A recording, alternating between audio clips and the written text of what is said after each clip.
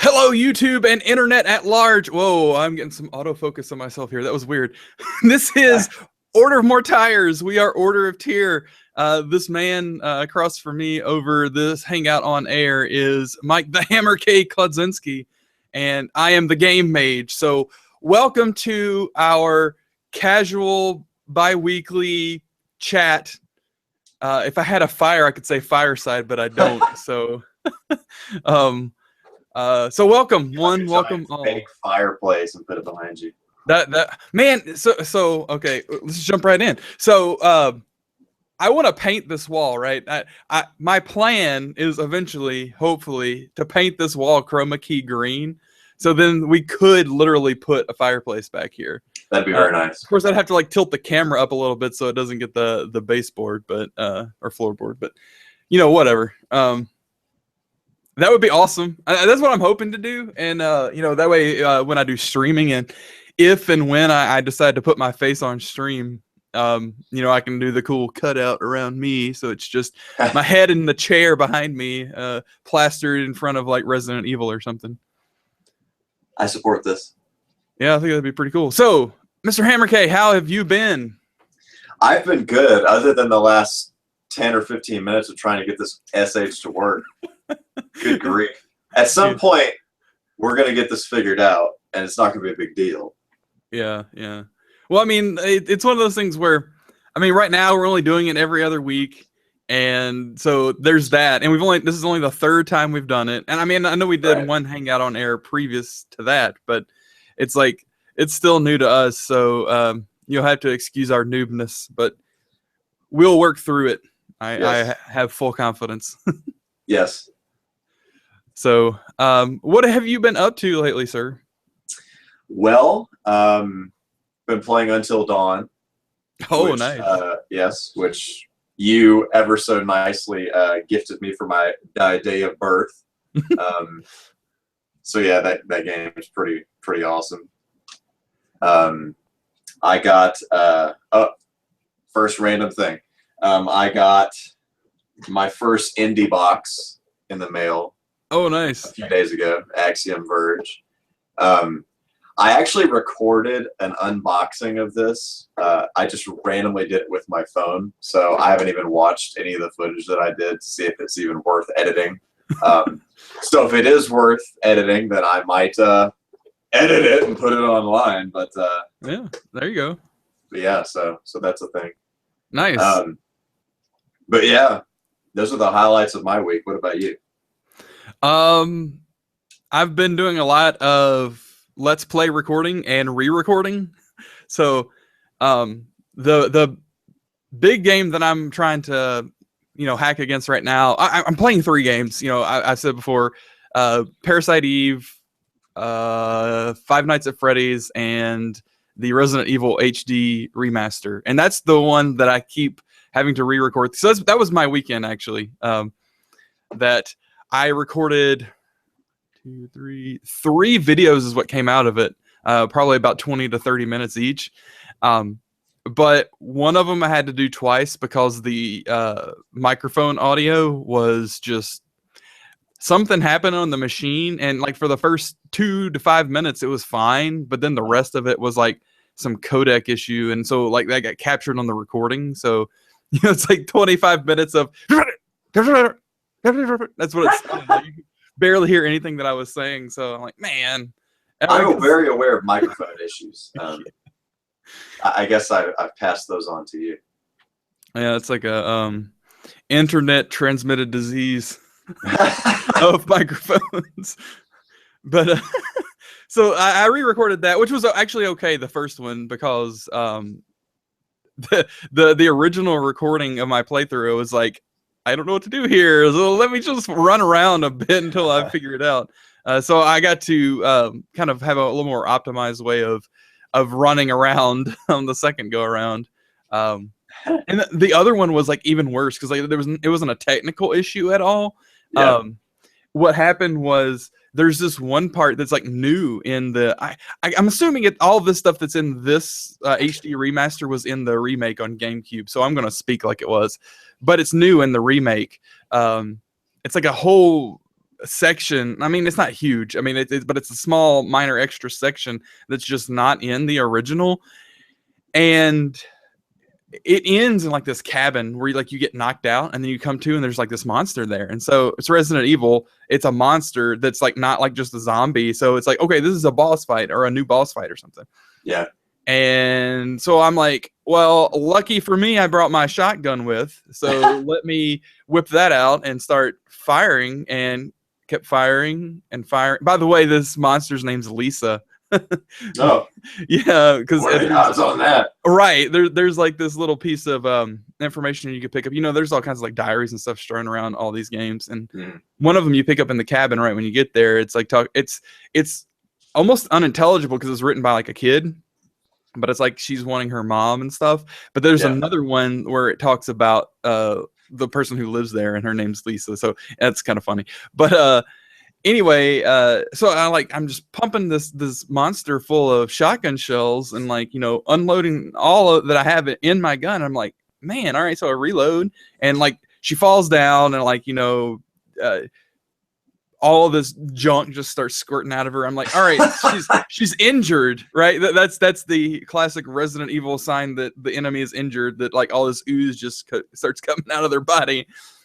And I'm like, sweet. So let me just finish her off. And so I reload my shotgun, and I start shooting again, and she's still coming at me. She gets back up and starts coming at me again. Like, what the crap? Okay, this must be a bigger boss than I thought. So I just keep shooting. She falls down again. I'm like, all right, this is it. Because either one of two things are going to happen right now. Either I'm going to shoot her once more and she's dead. Yeah. Or she's going to morph into some other form, how bosses do. So I'm like, all right, let me reload my shotgun, and I'll shoot her once, and then she's still just oozing crap. I'm like, oh man, what the crap? So all right, waiting for the cutscene or whatever for her to transform. Nothing happens. I'm like, that's weird. She gets back up, starts coming at me. This monster is literally invincible. I had to look this up. So I literally wasted all of my shotgun shells. I had 20 or something like that, 25 shotgun shells. I pumped every last one of them into her, and I'm like, what? Yeah, exactly. She ended up killing me. And then I went to my handgun, ran out of handgun bullets, and it's like, well, what are you gonna do? So I'm like, okay, I just have to throw that recording away because that's just no good, and I'll just redo it. Because 30 minutes, not that big a deal. I mean, it's annoying, but it's not too big of a deal. So I'm like, I got to figure out how to beat this thing before I try that again. And there must be because a lot of times in Resident Evil 2, or also not the number 2, but also they're and I hope this isn't a spoiler for you, but it's good to know this going in. There are sometimes set pieces that you have to trigger before you can actually beat certain bosses. So that's good to know. Yeah, so I mean, there are bosses that you can just unload all the ammo you have, and you're not going to beat them until you trigger the set piece. Most of the time, though, it's pretty obvious. They set it up really well so that you're like, oh, I go over there and do something. I mean, you may not know what you need to do, but you need to go over there. Right. And so there was nothing obvious like that here, but I'm like, maybe they just have something hidden. Maybe there was a room I didn't go into or something in this little cabin. So I look it up and just look at the walkthrough, and I just skimmed right down to the part where it's talking about that cabin. And they're like, do not shoot this enemy because you cannot kill her. I'm like, what? What? So apparently you're supposed to just run out. Oh. Yeah. And here's what's really funny is you pick up a map in the cabin, and you look at it, and it shows you that the cabin you're in, it's chest and typewriter, and it's like, oh, okay, well then I'm not going to get hurt. But you come into the cabin, and the safe room music doesn't play like it does everywhere else where there's a typewriter, and so that's kind of weird in and of itself. Obviously it's not a safe room at all. But and that was just, I mean, it didn't make me angry, but that frustrated me to find that out, because there's no way you can know it that I could tell, because I've been pretty purposefully picking up all of the lore items, all the diaries and all that, to read through them, just to kind of at least have the playthrough be a bit of a full look at what's going on here, instead of, oh yeah, just run and shoot zombies. Right. or run and dodge zombies, as the case may be.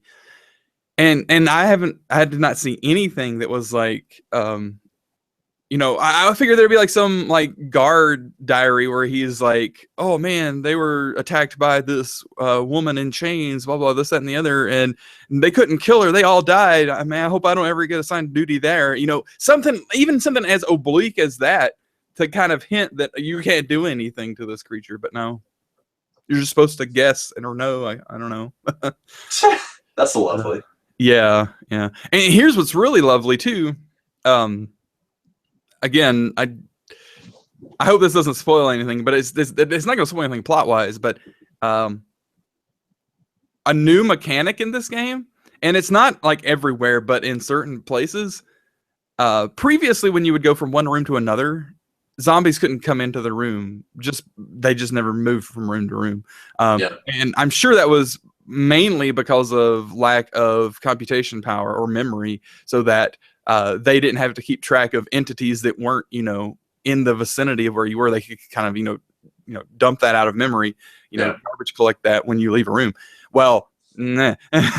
Zombies can come through doors in this one. Oh, So, right.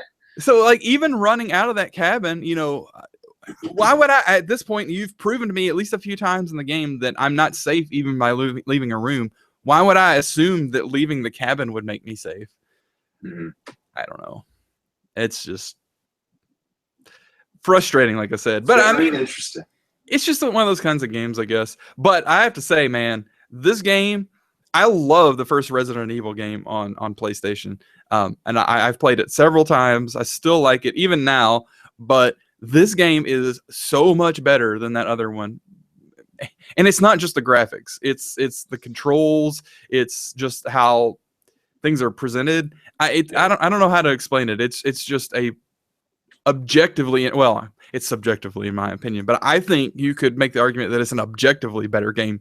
I mean, based on the controls alone, the controls are better, but it's a real fun game. I like playing this much more so than even playing the original. So wow. Okay. Yeah, it's good. That's why, man, this has got me super stoked for the Resident Evil 2 HD remaster. Oh man, I mean, even if they don't change anything, I actually hope they don't change anything about it. They probably will though, but I would be super happy with the same layout of everything as Resident Evil 2 is now. Just give it the better controls, better graphics, better presentation that this one has.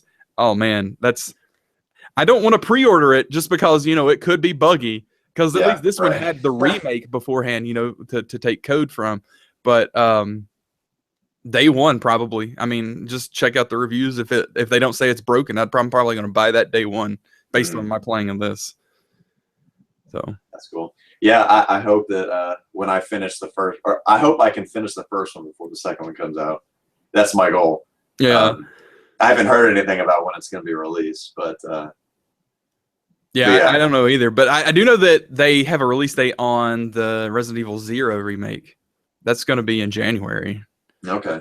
And so I'm probably not going to buy that day one, because what I want to do is work that in. So my plan is to play through most of the Resident Evil games. I don't want to say all, because I don't want to play Survivor on PlayStation, because that game is, I mean, maybe I will, I don't know, but I don't own it, and it's not like all the other games. It's the light gun game. So like in I think in the PAL regions, you could use the gun, but you can't in the NTSC region.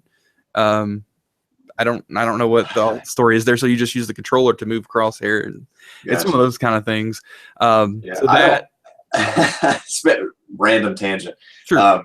I miss light gun games so much, and I don't have a TV that I can play a light gun game on unless it's been ported to Wii or something like that. But I remember I had Virtua Cop, whatever, all the Virtua Cops, all that stuff.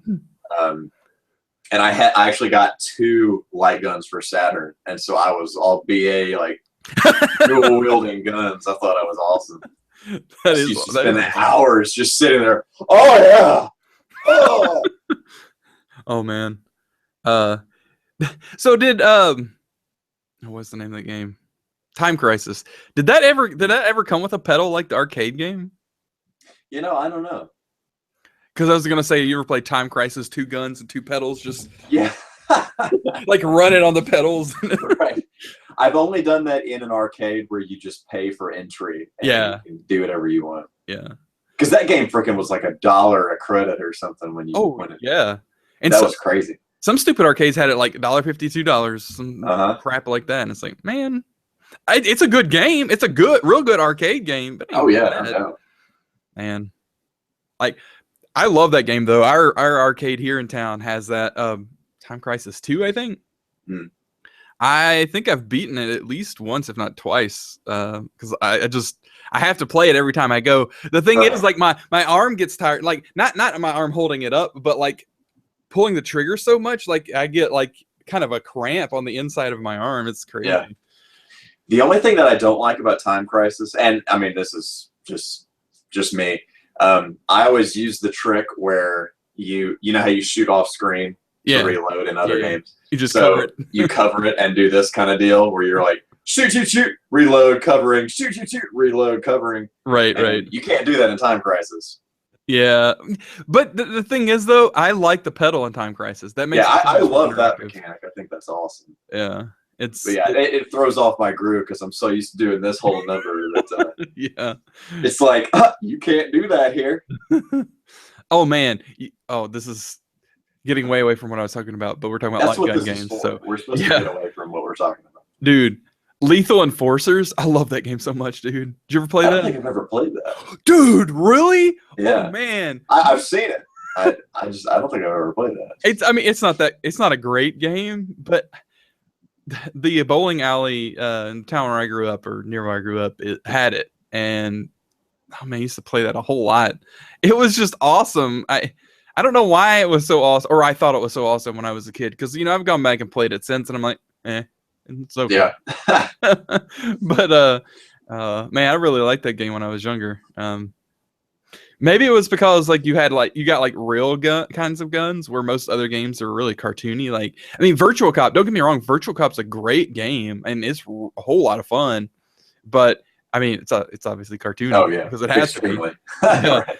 And I mean, even Time Crisis, right? It's cartoony. I mean, it's like more like anime kind of style, but it's still. But Lethal Enforcers was like, real people and like real looking guns, and not that I wanted to shoot real people or anything, but it's just a different kind of experience. So, and some of the guns you could get were pretty cool. But yeah, and I mean, like Area 51, that was cartoony, and like all of them are pretty much, except for that one. I mean, not that looked hyper realistic or anything.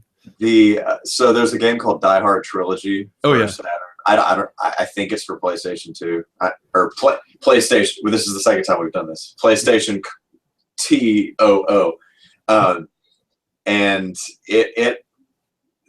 they have like the 3 games in it, and each of them are different games. So like the first one is kind of like you're John McClane and you're walking around fighting people. It's kind of like a beat 'em up. And then the second game is a light gun game, and the third game is like a driving game. The first one's like the arcade game, right? Say it again. The first one on the trilogy, that's the one that's modeled after the arcade game, right? Yeah, it looks and kind of feels like the arcade game. And the reason why I bought the game originally was because I thought it was the arcade game, so I was so excited, and then it turned out that it was not the arcade game. Right. Which I did end up later getting, which is awesome. One of my favorite games on Saturn, and in the arcade. Yes. I haven't seen that in an arcade. I don't think there are that many of them, or something, or they're all privately owned, or mostly privately owned, because it's a really good arcade. I mean, it's an awesome arcade game. Yeah, I would totally have one if I had the money to spend on it. For sure. But anyway, so the second Die Hard game in that trilogy game is a light gun game, and I just remember it like. They try to make it realistic, but it just looks terrible. Like all the characters, all the people are really squished looking. They look like they're made out of paper. Oh man, that's really funny. But yeah, anyway, it'd probably be better if they were made out of paper. Right. That'd be pretty sweet, like a beat 'em up that was like to like Paper Mario style, but not cartoony, like the cutout and flat look of Paper Mario, but like trying to be sort of realistic with the look of it. Oh, I wonder what that would be like. It'd probably suck. That's why nobody's done it. It'd be like all the crowd characters in all of those wrestling games for N64. All those people fighting. Oh yeah. Oh. That might be interesting. You could do some interesting mechanics though. Think about this though, like the whole like which Zelda game is it? Link Between Worlds, where you go 2D. Yeah. So like that, like where most of the time you're 2D, but you can go 3D to do some things. I don't know. Let's not brainstorm game design here. That's probably dangerous. Which, I mean, that mechanic was awesome in that game. Like, if you think about it, it's like, okay, you know, it is what it is. But just some of the things, some of the different puzzles that you do, and I can't even remember any of them, but I just remember being like, oh, man, I just did something. Yeah, it's like the whole Portal effect, right? Yeah, exactly. When you tell somebody, oh, you got a gun, you shoot twice on the wall, you can go, and they make holes, you go in one, come out the other. It's like, big deal. But then all the stuff they do with it is just amazing. Yep. Were you going to say something else? I felt like I talked over you. I don't remember. Sorry. We shall move on from that, though. I think that was all I got. Yeah. So, but yeah, so the whole thing about Resident Evil, like what I was saying is that what I want to do is play through all the games, like I said, except for like Survivor, Dead Aim, probably not Gaiden, because that's the one on Game Boy. And there's a couple others like Outbreak and Operation Raccoon City. I probably won't play those, but like definitely 1, 2, 0 or 1, 2, 3, 0, 4, probably 5. Yeah, if I'm going to do that, I need to do 5, 6, and then Revelations and Revelations 2, because those are the ones that, as I understand it, are most significant to the overarching plot line. Of course, I've not beaten 5. I've never played 6. I've never played I played the Revelations demo, which it's not really enough to really know anything. And I've not played anything of Revelations 2. So I would like to do that, 1, for me to get more of the story that I don't have, and 2, to kind of have this cool, like, you know, perspective from the beginning to the end. My hope, though, is that I can get this such that I could play the 0 and 2 remakes, but I don't know. I mean, I don't think that. I mean, I'll probably finish 1. It'll be after 0 comes out, but I don't know if I want to play that before 2. You know what I mean? Yeah. So I'm kind of conflicted because, like, I really want to play 2 in its original form because that's how I know and love it. And not to say that I won't love the remake. I'm sure I will. Or I'm pretty certain I will. I just that's just it. I guess it's more about me sharing my history with gaming. I don't know. Maybe that's selfish. Hey, it's my channel, I guess. So, so there's that. So I think that would be pretty cool. The other thing is I finally beat Night 4 on Five Nights at Freddy's. Oh, sweet. It took me like. So let me put it this way. I recorded every attempt that I did, and when I went to edit the videos, I put all of the video back to back to back, and it was like an hour 45 minutes. Wow. Yeah. So, needless to say, the final video was not that long. It's only about 25 minutes, something like that. Okay. But yeah, this is cheap, but I had to look up how to manage them to get through the night. Even with knowing what goes on and a better way to manage it, I still only beat it after my power had run out. So I was about to get dead by Freddy, and then it turned to 6. But man, it's interesting when, like, how much people know about how the algorithms work on their movement and whatnot. But it's also interesting to see how much randomness there still is. I mean, there's some aspects of it, and I'm trying not to speak specifically because I know you're wanting to play through the game, but there's some aspects of it that are fixed, But even within that being fixed, there's some randomness on how it happens. And there's other aspects that are just completely random. And there's some aspects where it is just defying physics even. And I don't want to talk about that until you beat the game, or at least get to the end of night 5. Because if I tell you, then it's going to change how you play probably. So gotcha. But yeah, it's dude, oh man. It finally got to the point where it wasn't scaring me, but only after I did realize what was going on. Before that, dude, I literally, I know I said this before, but I feel like I was gonna have a heart attack. Oh man. It's a cool game. I don't know if I'm gonna be able to beat night 5 though, because the way I understand it, night 5 is like night 4, but it's more of the same but more intense, and everything moves faster. And put it this way, and I know it's random. Sometimes the same night can be easier or harder depending on the randomness that gets chosen, or however you want to say it. But one time I played night 4, Foxy came down and ran at me 3 times before 1 a.m. Before 1 a.m. Wow. Yeah. All right. Like that, I expected something like that on night 5, but night 4, oh, Oof. yeah, it's and it's really weird. Anyway, I don't want to, like I said, I don't want to get too much into that until you play some more of it. But yeah, I need to sit down and dig into that game some more. I just don't want the magic to wear off. That's what I hate about games like that, is that like the better you get at it, the more the magic wears off, and it's Well, that's why it's good that there are 3 more games, because the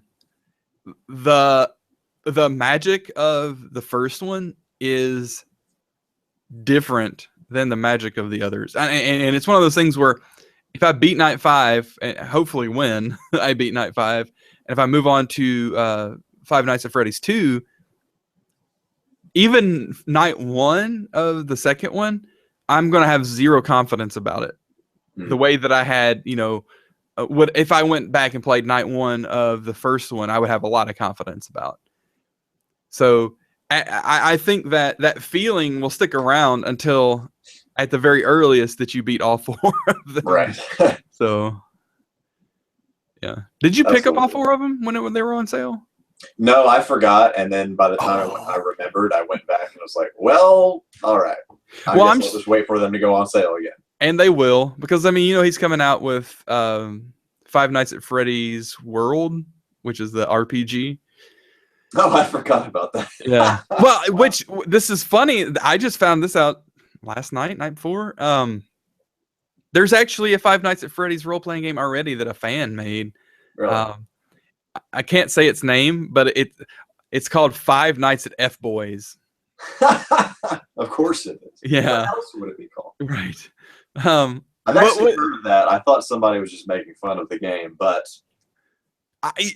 you know what? That's probably how it sounded familiar to me too. But that kind of stuff, I just kind of tune that kind of stuff out generally. But the only way that I found out about it is that Markiplier played it, so I was like, That's where I saw it. Yeah. I thought he was just, I don't even know what I thought. Well, he plays a lot of like really, I don't want to say junky games, but games that I wouldn't play. Put it that way. Yeah. And so I suspected this would be that, but with me having played the first one so much recently, I was like, well, I just want to see what this is, and it actually looks really cool as far as that goes. And in fact, when I first heard about Five Nights at Freddy's World, I was like, that's dumb. I would never want to play that. Now, after seeing that kind of mechanic in action with those characters in that Five Nights at F-Boys game, I'm interested in at least seeing what FNAF World has to offer. So it's kind of I was surprised that I would be interested, and what's funny is like, I mean, yeah, there's the dialogue's crude in that game, but if you take away the dialogue and just like look at what's kind of going on, it's like, wow, this is pretty cool actually. So, yeah. I guess that is what it is, but seems cool. So Yeah, that's cool. anyway, so what else shall we converse about this evening? I was just pondering this. I do not know. We do have a couple of topics in our Order More Tires bucket. Yeah. Let me pull that up. Yeah, I'm looking at that now. So we've got, well, I'll let you choose because, like, I know that actually these probably are at least. Well, I'll let you choose. We should go down the list. So, Uncharted 4 is multiplayer. If you want to talk, that may not be the topic to talk about. I got a soapbox sitting right over there. I don't know. Maybe that's a podcast topic. Yeah, well, a podcast, like the whole podcast. We should start a separate podcast series just for that. What, shoehorn multiplayer? Yeah, exactly. That's what we'll call it. Wasn't there multiplayer BioShock 2 or something? I only played BioShock 2 like for like 15 minutes. I think, did you let me borrow it or was it Bryce? Probably. I don't remember. Yeah. I don't remember if it had multiplayer or not. I know that Infinite was going to have multiplayer and then they nixed it. So, which I am super glad about. Yes, me too. Because, I mean, I could see where it would be cool, but I think it would, like, I didn't want to get on this. I will just stop it at saying I feel like multiplayer where it isn't really warranted is undermining the achievement to a degree of the single player campaigns, especially in a game like BioShock Infinite, where the whole experience, yeah, the game's cool, but and this is obviously very subjective, but for me, the whole experience is seeing that world and seeing the plot unfold. Yeah. That those worlds. Right. So yeah, I mean, I'm going to play a BioShock game for the story, not for, multiplayer or anything like that. I know we're just like picking and prodding this topic, and not yeah, I know. So let's move on to something else, or at least, or let's talk about it in earnest. One or the other. You choose. So choose your destiny. Randomly, I randomly thought about this the other day. That whole mechanic in BioShock Infinite, where you're on the skyline or whatever, and you have the skyhook. What is it called? Skyhook. The rail. Oh, dude, this isn't the time to test my BioShock Infinite knowledge. That is so slick the way that works. I cannot even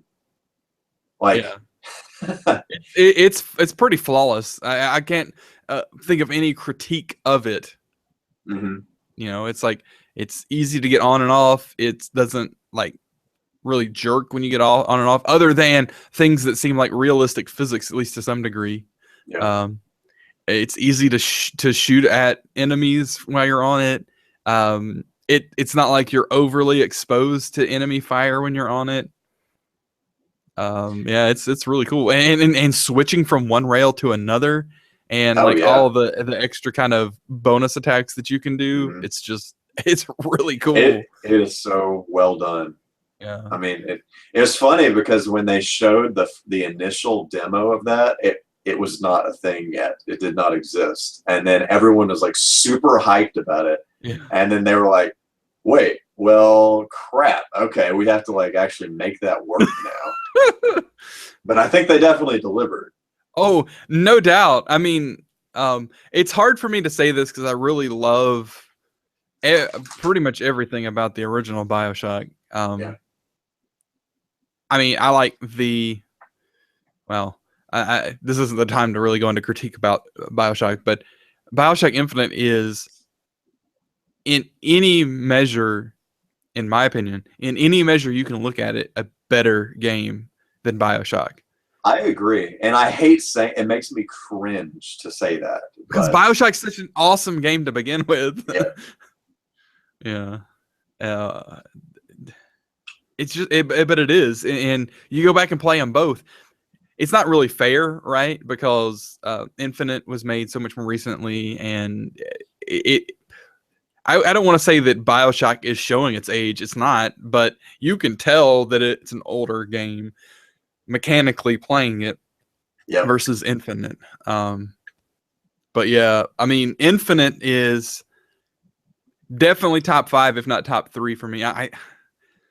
I struggle where to put Portal in that list. So BioShock's one of those things where I have an issue referring to it like Back to the Future. Whenever I talk about Back to the Future, I think of it as one thing. Whenever I reference BioShock, I'm talking about all 3 of them. Right. Well, same like Portal. That's what I mean too. Like Portal, it's not really separable from 1 and 2 aren't really separable from each other just because of it's that world, that continuity that you're like sweet about.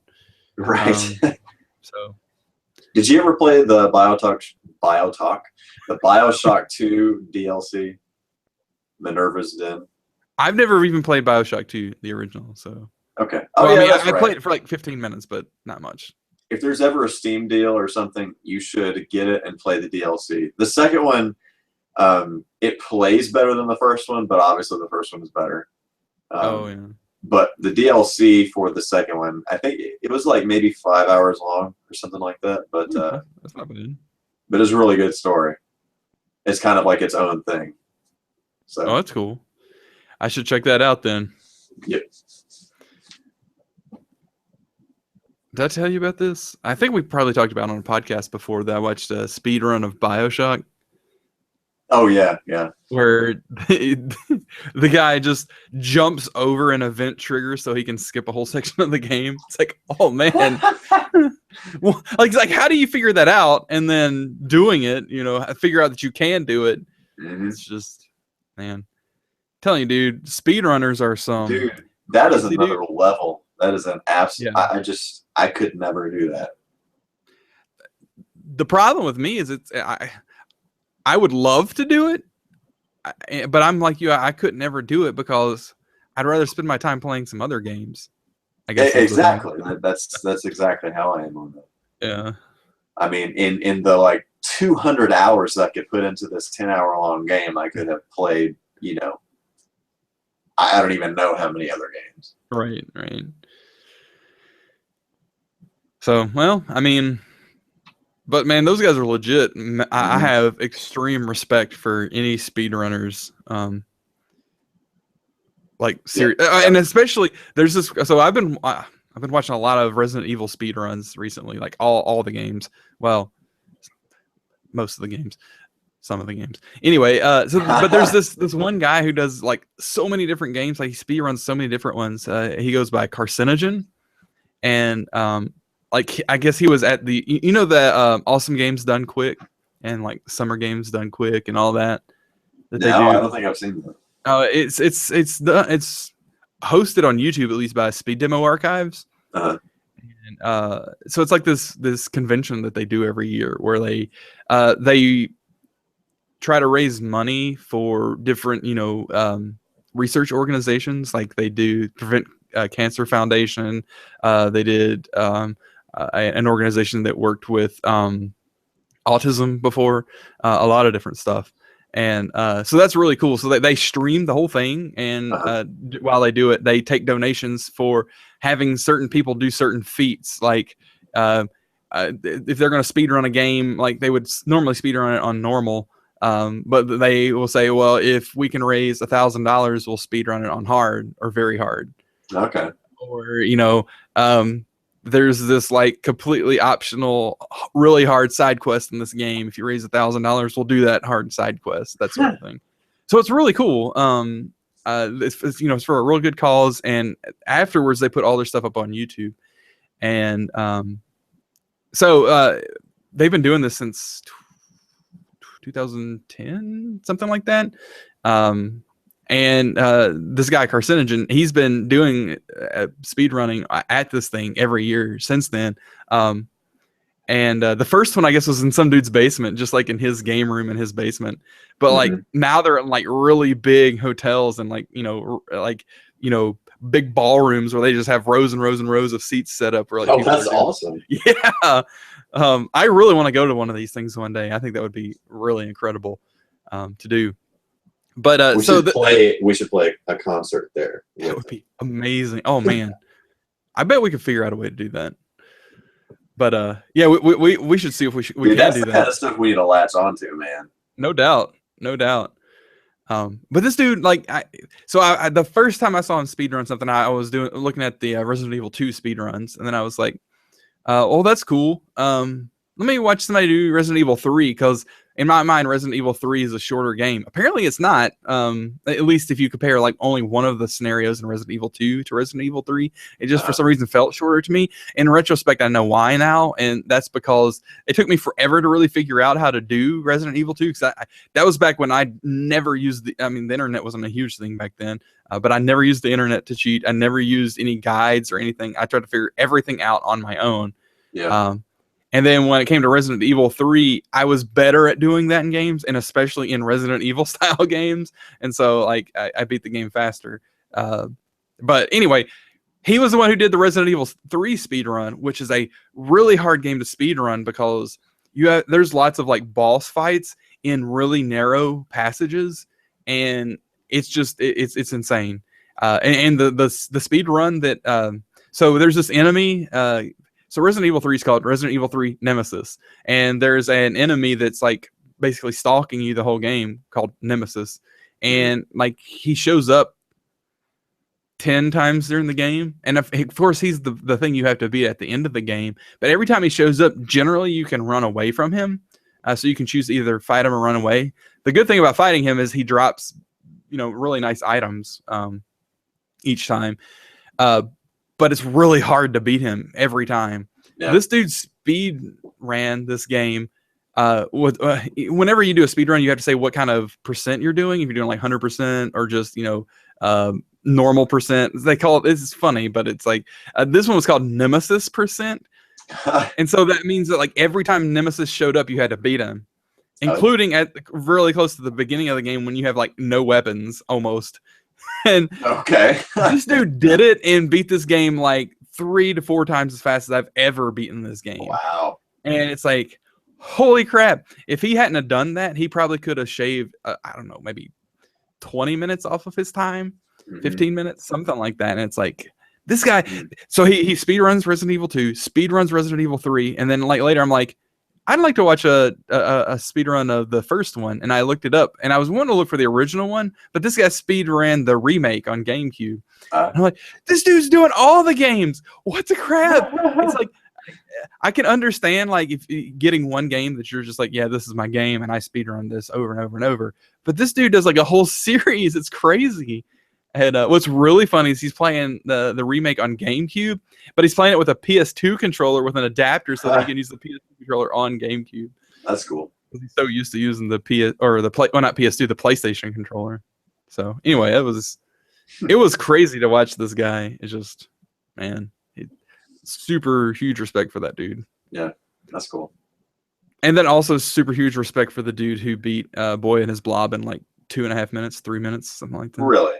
Oh, because that game's like super glitchy, and like, but what you do, I may have even talked about this before. I don't know. The original one, right? Yeah, on NES. Okay. You glitch the game. So this is really funny. So the game's like a whole bunch of rooms, right? So you run from one room to another. It may be outside or whatever. It may not be a physical room, but like it's like Resident Evil where you have a fixed perspective, then you run off screen, then you get another fixed perspective. So the way that the game works is that it like loads all those up in memory so that it can move between them real fast. Well, it loads the ones that you can exit to, I think, so that it can load them real fast.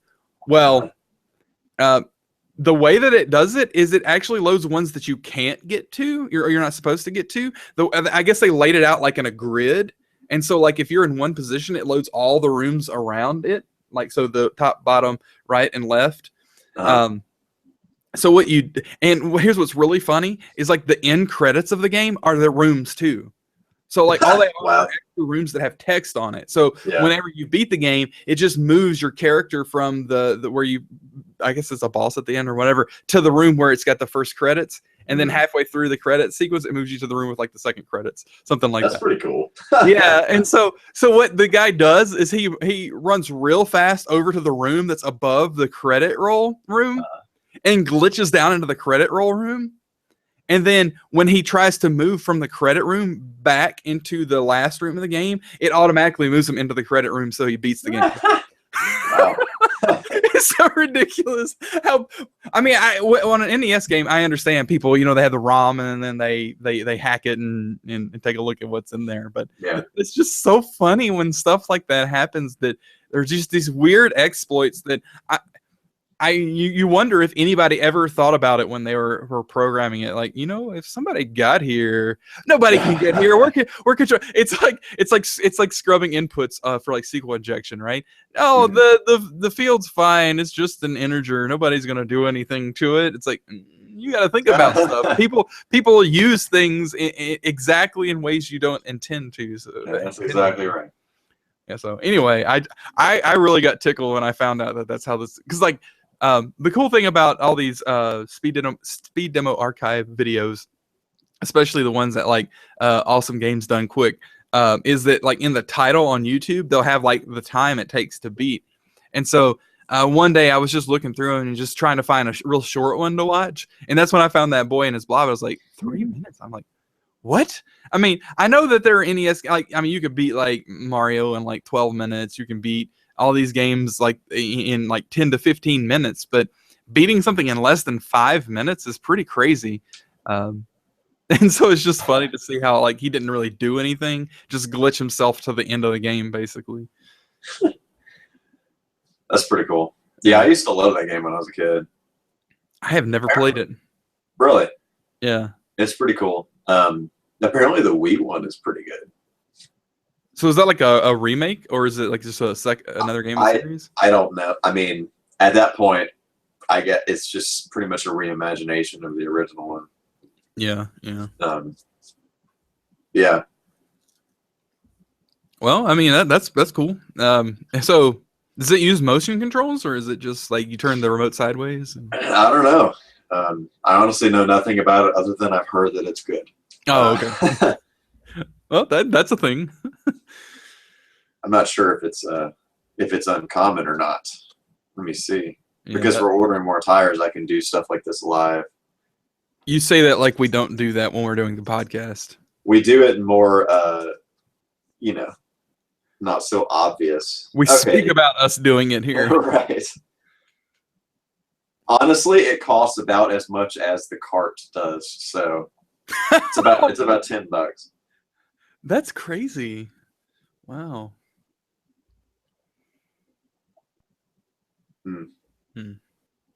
So I actually got a question to ask you. Strike me, slay me with your question. Is there any game that you would like me to play and record a let's play of? Either something I've played before or not played. I'm just curious because like I've got a long list, but I'm always open to unique perspective because I'm very focused on what I think I want to play. By the way, most of them are survival horror games. Or horror somehow. Talk amongst yourselves for a second. Let me think about that. Do I need to get on the side of the mic and like, hey, Jordan? That's exactly right. So, cue elevator music from Portal.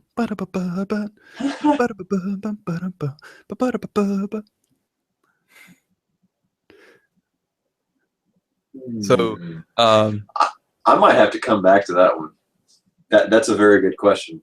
Because I know I've thought things before. I've thought, hey, this would be a good let's play kind of game. Oh, yeah. But I don't know if I want to do it. Well, I'd be happy to do it. The shorter the better, though. We'll put it that way. I don't want to be playing some, 9 like Lunar 2 or something like on PlayStation. I mean, not that wouldn't be a good game. I do want to play that game. There's so many role-playing games I'd love to play. Oh man, I know. I just can't. One of these days. Exactly. So yeah, is there anything else we want to cover tonight before we call it a wrap? I don't know, unless you want to talk about Back to the Future Day. If you want to, or that, I would probably we'd probably talk longer about that. I would suspect. Probably. I will talk about Fallout 4. That was my next question. Was how is your PS4 and all that? Yeah. So this is the greatest controller ever made. I support that. Yes. I freaking love this thing, Yes. dude. And there's software you can use it with the PC, and so this is what I'm using to play the Resident Evil HD remaster Very now, nice. and it is awesome. So the Axiom Verge, it came with a manual, which every physical game should come with. Right. It comes with like an old-fashioned manual. It has like has some story stuff, and then it has all the different characters, all the different weapons, and it has controls and moves. Everything you'd expect to find in like a retro. Here's manual. the real question: does it have room for notes in the back that nobody will ever use? Yes, it does. That's awesome. Yes. So does the Shovel Knight physical copy. That's amazing. That lit my heart up with joy when I saw that both times. But the manual for Axiom Verge actually has a PS4 controller mapping in the manual just for that specific thing. Oh, sweet. Yeah. That's so awesome. I thought that was pretty cool. Yeah. Because freaking the 360 D-pad is garbage. It is absolute garbage. The Xbox One D-pad is pretty good. Yeah, that's what I hear. But the 360 is just like not even usable. This D-pad is so awesome. It would piss me off when I was navigating through menus. Like it is that bad. Yeah. I don't know if I've ever touched mine. I mean, literally, I don't know if I've ever touched it. Mm-hmm. That's not true. I have touched it, but it does suck. I love the PS4 controller. It is so comfortable. And the spacing, I feel like, is perfect. I mean, yeah, that's one thing too about the PS3 controller, which I also do really like. But the left stick, when I was playing like through the Uncharted games, like I would get like a cramp in my thumb because of like having to hold it at that angle. But this isn't like that. Like all I have to do is just scoot my hand down a little bit more, and then that thumbstick's just like right where I would want it, because it doesn't have to go out to the right too far. And I think that was the one not awesome part about the PS3 controller. Yeah, and I like how the D-pad feels more like one thing, even though it's not. That was my least favorite thing about the PlayStation controller, is that the D-pad was like buttons. Oh, yeah. And it didn't really feel like a D-pad. This one, it feels like you can slide between the directions, and it feels more like... So these are separate? They must be like on the same board that moves then? Yeah, because when you press one, you can see the whole thing kind of... Yeah. See if I can get this up here so you can see when I press it here that it does move all the others. Mm-hmm. So that's pretty cool. The Xbox One controller, which I don't own an Xbox One, I just own a controller specifically to play with Steam. It kind of clicks when you press it. So it doesn't. It gives you that feeling of, hey, I'm pressing a thing. But it doesn't feel like squishy like the I don't have a 360 one anywhere near me right now. Yeah, mine's like way over there. I think I burned them all. This is a much better controller than a 360 controller. But I really, these are two very good controllers, I will definitely say. I don't know about the Xbox One like Pro Ultra Super Bro controller that's like $150. I don't know anything about that life. And actually, it looks like the D-pad on that is another one of those freaking disc things like on the 360 controller. What? And yeah, I don't know if you've ever seen the inside of a 360 controller, but the D-pad is just so, like, the way it's designed is so strange. It's like, it's this floating thing that like does this and like doesn't really make contact very well when you So Yeah. it's like another stick that they put a D-pad. Exactly. That's exactly what it behaves like. Oh, geez. This one, though, it clicks in the direction that you're hitting. So yeah. And then obviously this one does too, because you have them separated and everything. But yeah. Anyway, back to this controller. The touchpad thing is really cool. When they initially announced this, I was kind of like, what the F are you going to do with that? Right. Like some games make some really cool use of it. Like Until Dawn, you like turn pages with it. I thought that was pretty cool. Yeah. Actually, Grand Theft Auto 5, whenever you pull up your phone, you like have to do this to unlock it or whatever. Or like the speaker on the controller. Whenever somebody calls you on your phone, you hear it through the controller and not through the TV. Oh wow, that's awesome. So yeah, just cool things like that. Something I did not know about the Xbox One controller though, because I've never played it on an Xbox One. It actually the two triggers vibrate. They're two different vibrators. They're two different vibrators. So like, Jason brought his Halo over a couple weeks ago and played it. And like when you're shooting and you just use this trigger to shoot, it's just going to vibrate this trigger. And you, instead of feeling the force like in the palm of your hands. Wow. That was almost bad. And instead of feeling the force in the palm of your hands, you feel it more like in the trigger and stuff like that. So that's crazy. The vibration in this controller is actually pretty sweet, which I did not know.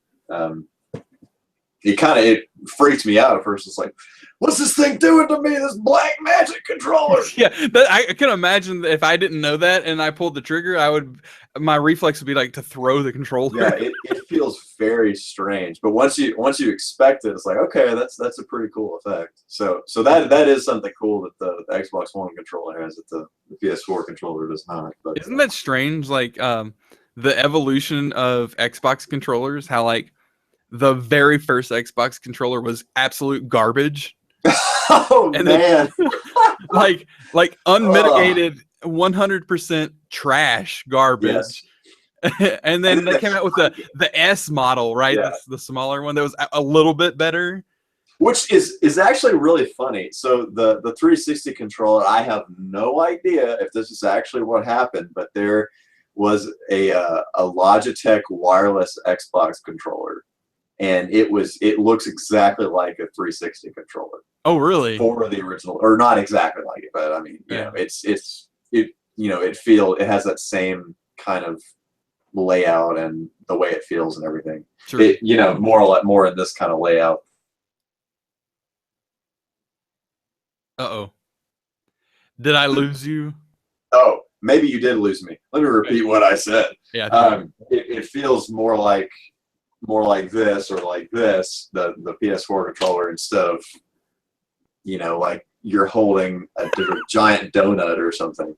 Isn't that's so funny? Like the Xbox, the console itself was like so much bigger than all the others at the time. Oh, I know. The controller is like it's like you're holding a Dreamcast. That's what it's like. Oh man! I really don't think a Dreamcast is that much bigger than like the original Xbox controller. I'm looking at it right now, bro, and I mean it is a very close call. But so then they had the S model. I think that's what it's called, right? The second one that came out, and then that was way better. And then the 360 controller, and everybody's like, "Wow, Microsoft can finally make a decent controller." Which is, I'm pretty sure they stole that design from Logitech. Right. Well, yes. But then they improve with the Xbox One controller. But again, the D-pad situation is just a little. Yeah, I don't want to be all fanboy, all that junk. I don't want to dive into that territory, but just like looking at an Xbox One, and it's this giant VCR looking thing with a power brick. Yeah. And I know, right? Plays the same games that the PS4 does on a smaller system with no, AC adapter or power brick or anything like that. It's just like, well, in the defense, I mean, I'm with you. I'm totally with you. It's like, because I'm actually been moving consoles a lot lately because what I'm doing is I've got like my desk set up here where I'm doing like the capture stuff, but then I have my, like home theater set up over there where like I just want to like kick back and play Fallout on a 5.1 with a big screen. Yeah. And so like I'm moving stuff back and forth, and it's like I just don't want to play the 360 because moving just the power brick back and forth, it's like, what in the world? Oh yeah. But in the defense of the Xbox One, and I don't know, maybe it does too, but the PS4 gets real hot, dude. Like, really hot. Mm-hmm. So I can see their concern. I mean, especially with the whole history of the Red Ring of Death.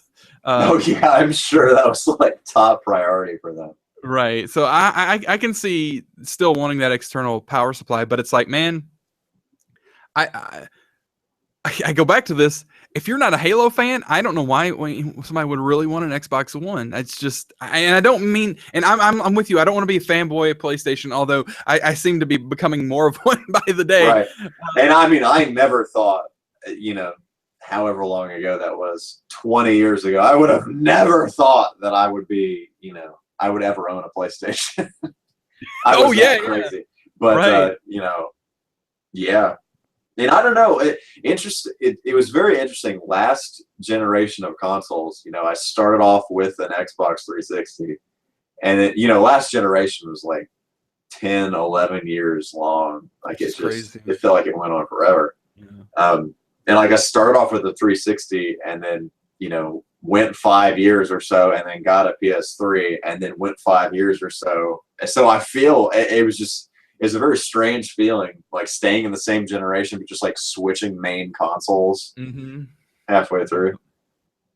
Yeah. And I think that one of the things for me, why I ended up getting a 360 first, well, aside from Gears of War, I the big thing was I got it so I could play Gears with my brother. Cause like, he was like, in a clan or whatever they call them back then. Yeah. They were like ranked and like they played like all the time. I mean, it was nuts. But that's why I got a 360 first, is just to play that with him. And then which is funny, right? I have one really quick side note before you continue. Hold on to that thought. Holding. On some podcast, so Brad Nicholson. Yeah. Oh man, I hadn't thought about that dude in a long time. Brad Nicholson, for those of you who do not know, I feel like that's my phrase on this anything we do. For those of you who do not know, right? Brad Nicholson is like he's a an internet personality, whatever, game reviewer. He does podcasts, game reviews, and that kind of stuff. Big buff dude.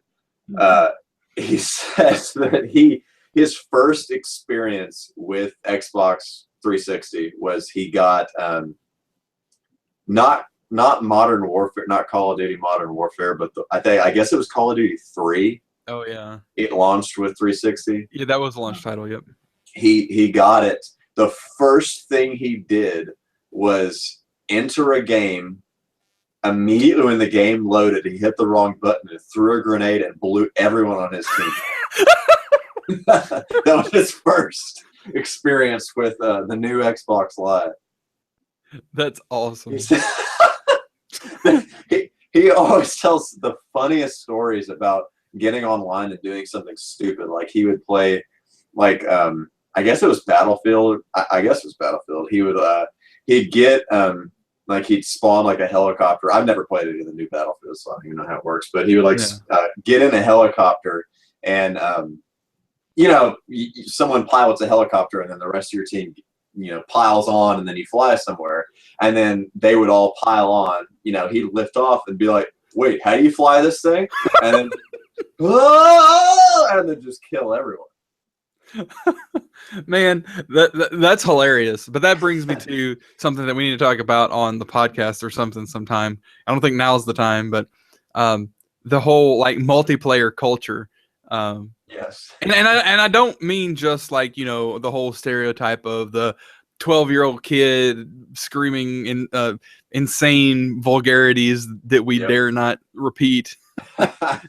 and speaking poor things about our mothers, but just kind of the whole thing where you're expected to know how to play a game immediately when you get online. Yeah. I mean, even day one, it's like people get pissed off if you can't play, and it's like, what? I mean, yeah, okay, people are gonna suck, but people buy the game 6 months after it comes out or 3 months after it comes out. You got to realize that when you're playing, if it's that big of a deal. I mean, surely like all these games have like ranked matches and stuff now. If it's that big of a deal, do you go play ranked stuff? Right. Whatever. Anyway, I think we could go into more detail on that at some point. But going back to the PS4, which is what sent us on this controller and then a subsequent path. I really like the PS4.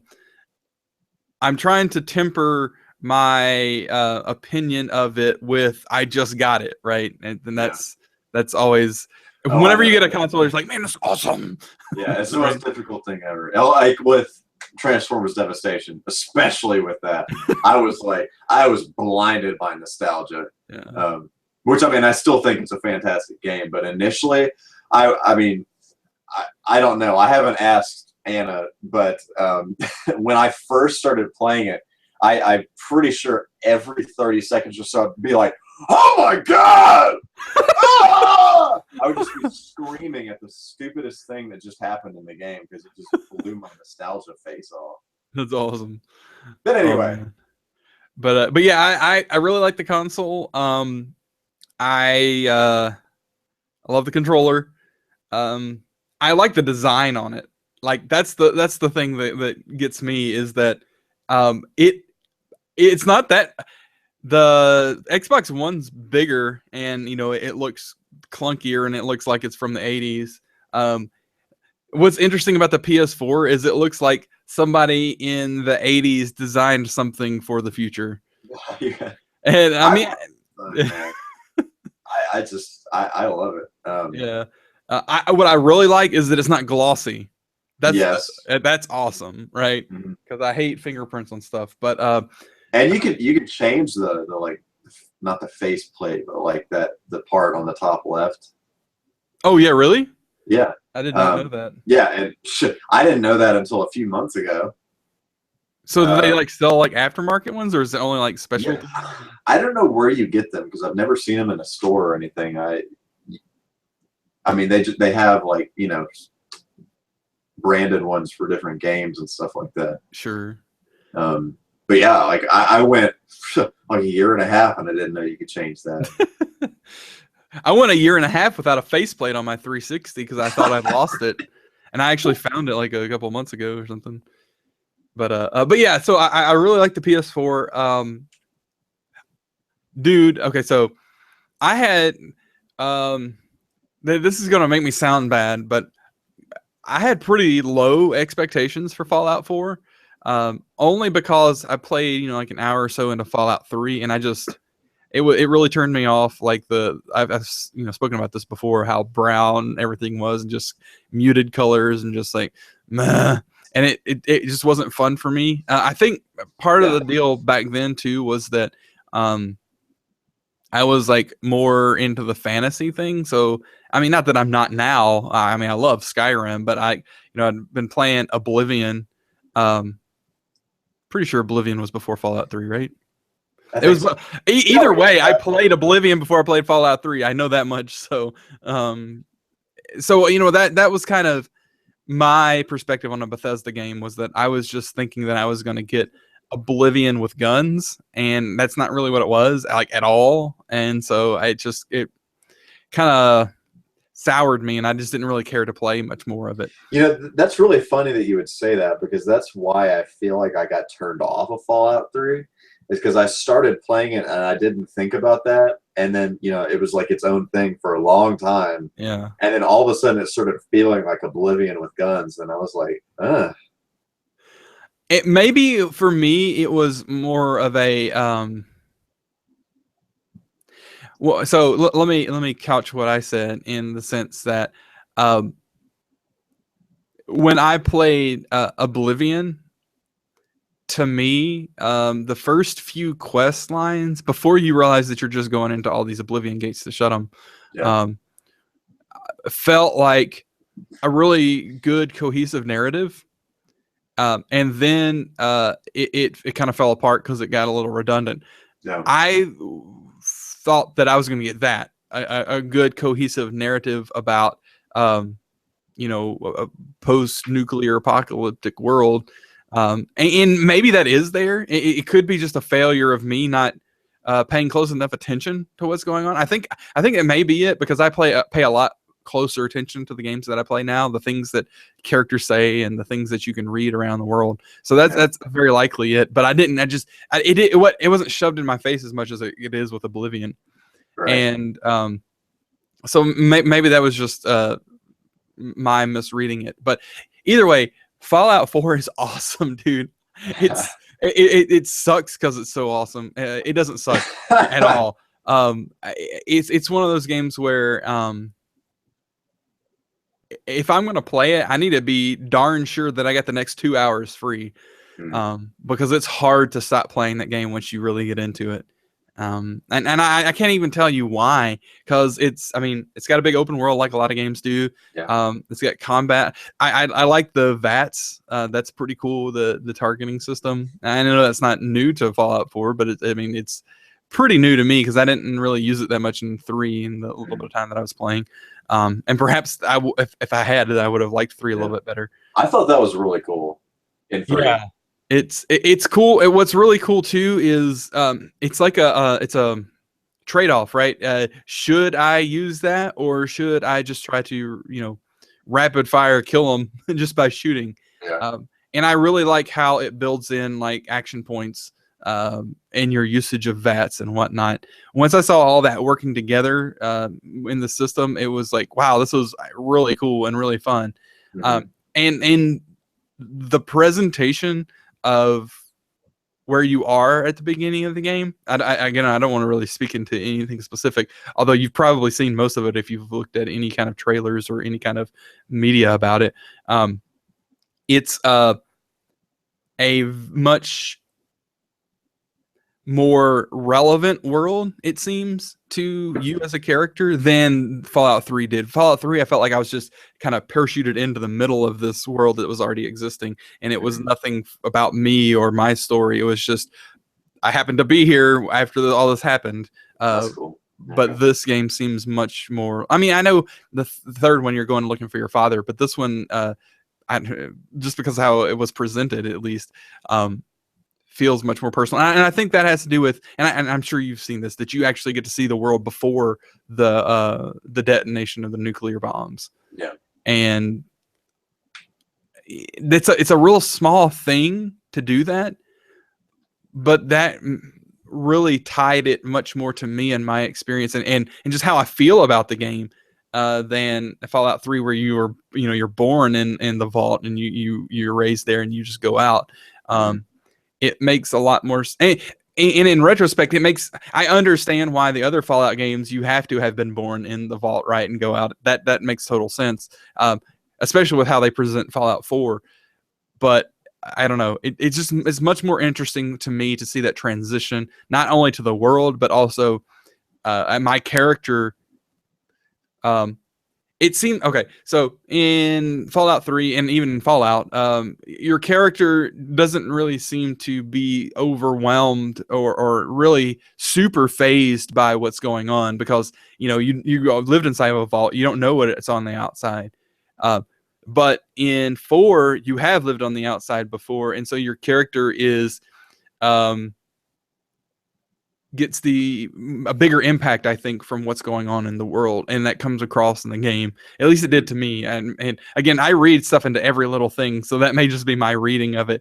But that's why I've really latched onto the game. It's really good, and yeah, I don't want to just keep spewing praises here, but I really like the game. It's not a perfect game. Just last night I was playing for a while, and there was like frame dropping in certain parts, which I expect that to be the case on a console. But you know what?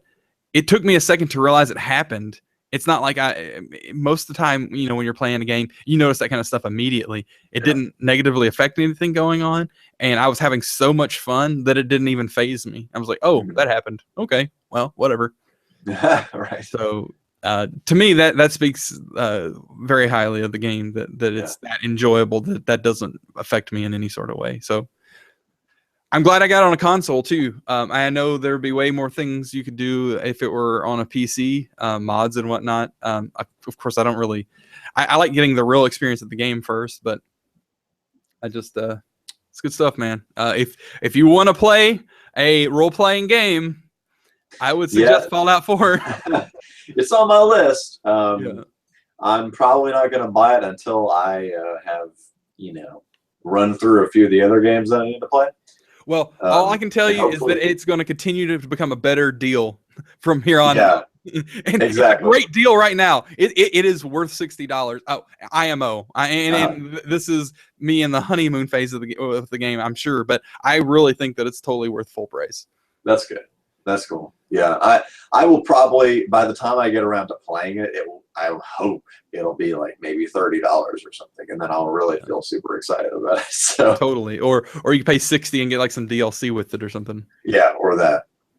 Yep. So while you were talking, I thought of a game, a Let's Play that you need to do, and we can actually do this together. Okay. And that is play Rocket League. Oh yeah, I need to get that. Yes. I mean, there's not much depth to it, but I think it'd be fun to do like a short, you know. Oh, totally. Whatever, just get together for an hour and do it. Yeah, I've definitely be our first joint oot plays. Yeah, man, I totally have been wanting to play that for a long time. Yeah, I mean, it's super simple, and like you look at it and you're like, okay, you know, but you play it, and then like 2 seconds in, you're like, this is the greatest idea ever. Well, I mean, it's like to me, it seems like Quake 3 Arena, right? Before I ever played Quake 3 Arena, I had a friend who was a real big Quake fan. I never really played it that much. I played Quake 2 a little bit, and I played Quake 2 Deathmatch. But like when Quake 3 Arena came out, like he was like day one buying it, and he's like, "Man, this game's awesome." I'm like, "Cool." I didn't know it was just multiplayer, and I'm like, "What's the campaign like?" He's like, "Oh, there's not a campaign." I'm like, "Are you serious?" This was back when, you know, I mean, only multiplayer games weren't that really prevalent. There weren't really any of them, and other than like MMOs and stuff like that. But then I was like, man, I had no interest in playing Quake 3 Arena because of that. Because I didn't really like playing online, because even back then, you know, I know I'm not great, and I know I'm going to go online and I'm going to suck, and it's not going to be fun. I didn't realize at the time that you could play single player. Like there's not a campaign, but it's like a tournament you can play through with single player. Eventually, when I did get the game and start playing it, it's like it seems simplistic in the sense that you're talking about, like Rocket League. I finally got it and started playing. I'm like, this game's great. You know, I love Quake 3 Arena. Like even to this day, I love. You know, man, in the browser now, and I love just getting on there. I love that game. It's amazing. I remember when that game, whenever somebody was testing hardware, they'd say, "This rig can run Quake 3 Arena at 257 freaking frames per second, bruh." That was like the thing. Yeah. Oh yeah. For a long time, because you know, it open sourced their engines and stuff. You know, you could use that to benchmark stuff. So, it's pretty crazy. It's funny. So Quake 3 Arena came out for Dreamcast. Yeah. And this goes against something that I feel now, but I got a mouse and a keyboard for Dreamcast, and I also had a broadband adapter. And so needless to say, you know, I had fast internet. Most people had a 56K modem on their Dreamcast, so it was slow as poo. Yeah. Which I actually sold my broadband adapter in my eBay heyday. And they ain't common, as I came to find out recently. In order to get one, it's like well over $100 now. Dude, I am not surprised. Yeah, it's one of those things that nauseates me, as does my N64 collection that disappeared. But anyway, yeah. So I got a keyboard and a mouse for Quake 3 Arena for my Dreamcast, and I had broadband internet, so I was just like flying through everything, and I was just like crushing everybody because they're playing with the Dreamcast controller, which actually, let me reach over here and grab it because it's right here. So, have you ever played Quake 3 Arena on Dreamcast? I don't think I have, actually. So, I don't know. This is one of the first games I remember playing like this, but it controlled like a dual stick. Oh, yeah, where the buttons are like the string. Yeah. So, like, you'd strafe with these buttons, and then you'd look around with this, with the thumbstick. It's a very interesting thing initially, but you get used to it. It makes sense. Sure. So yeah, I crushed everybody with the keyboard and mouse. Yeah. Not surprising. Right. And like I would have my my chair. At that point in time, I had like a TV, and then I had my computer desk behind me, and so I had like my office chair, and I would just spin around depending on what I was playing. And so I had like a little pull-up table, and I had my keyboard and mouse on there, and doing the thing. That's awesome, man. I love Quake 3 Arena. Man, I need to play that sometime. We should do a oot play of that. Totally, man. I will do that. I'm pretty sure. Probably suck, but I think it is. But you can also play it in a browser. That's true. I think you could do multiplayer like that. Maybe, I don't know. Maybe I'm wrong. But yeah, it should be on Steam. I think I asked that because I think I bought it at some point in time when it was like $1 or something. Oh, dude. I wish I had known. I would have bought like 8 copies. Anytime that I talk to somebody, man, I love Quake 3. Like, I love that too. Let's play it. Here's a copy. You're right. Man. Oh. Good times, great oldies. Yep. All right, man. Anything else you want to reminisce / cogitate about before we call this done? I think we should probably wrap it up. That sounds good. So, thank you guys so much for watching us. If you joined along live, thank you. If you're watching this after the fact on YouTube, thank you too. We are a band. We are Order of Tyr. You can check out our music at videogamemetal.com. You can also get it at soundcloud.com/videogamemetal. Everywhere else on the internet, Twitter, Facebook, Instagram, Vine, and what am I forgetting? Whatever. Those things / Order of Tyr. I'm going through all the things. I can't. We don't have a Pinterest still. Yes, we do not have a Pinterest. Someday. One of these days. Someday we will grace the Pinterest internet with our presence. We'll have to conscript somebody to run it because, like, I know nothing about Pinterest other than it's like button clicking. Anyway, I mean, quite honestly, Pinterest is a bunch of things that people make and stuff. And I have like a ton of console mods and stuff that I intend to do in the future that could be documented on Pinterest, but you could also document that on Instagram. It's true, but if we documented on Pinterest, that would just give us an excuse to have a Pinterest. That's true. Anyway, we're talking way too seriously about a Pinterest right now. So yes. We don't have one of those, but most other things on the internet, try / Order of Tyr, and that's probably going to get you to us. Again, guys, thanks so much for watching. We're going to do a podcast in a week from tonight. So that's on a Monday. That's the 23rd. And we'll do another one of these live hangouts on air. Order More Tires in 2 weeks. So yes. Check that out. Thanks, you guys, so much. I'm going to commit to this right now. The Hammer K is going to actually be on time and plan for the next Order More Tires so that we do not start 7 minutes late because he cannot find the effing link to get on the hangout. What are you going to do? It's cool, man. So, speaking of Hammer K, that guy's Mike the Hammer K Klodzinski. I'm the Game Mage. Thanks, guys, so much for watching. We'll see you next time. Goodbye, Internet.